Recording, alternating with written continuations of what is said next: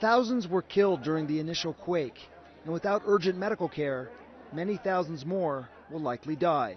We've made our way into one of the busiest hospitals here in Kathmandu. This is Bir Hospital, and this is actually a lobby area. This is normally a lobby area, but you get an idea of just how chaotic the scene is over here. This area over here, they've simply set up just for people with brain injuries, spinal cord injuries. It's very challenging. They don't have enough ventilators. They don't have enough monitors. As you can see over here, they actually are doing some procedures right at the bedside because there's not enough operating room capabilities.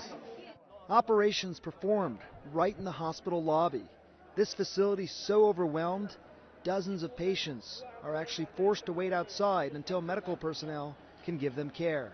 We're nearly 2 days now after the earthquake, and you can still get an idea of just how busy things are. We're at the busiest hospital in this particular area. Emergency vehicles keep coming in. Patients either being rescued, finally found, finally making their way through the traffic and the chaos to get to the hospital. And these patients are the lucky ones. I mean, you get so many more patients still out there waiting to be found. One of those lucky ones is 8-year-old Selena. Her journey here from the countryside has taken more than a day.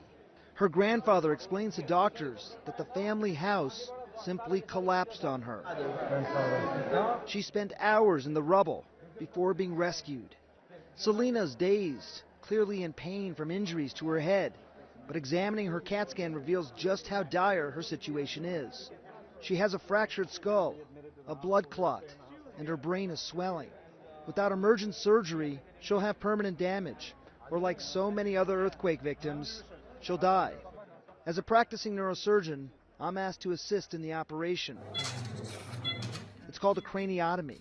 The conditions and equipment available to us are more like what you'd find in a war zone, rather than an operating room. But the operation is a success, and Selena will live. Sanjay Gupta. Nepal's president, Ram Baran Yadev, is also a doctor. He says his country is facing a medical calamity never seen before, and he asks for any assistance from the international community.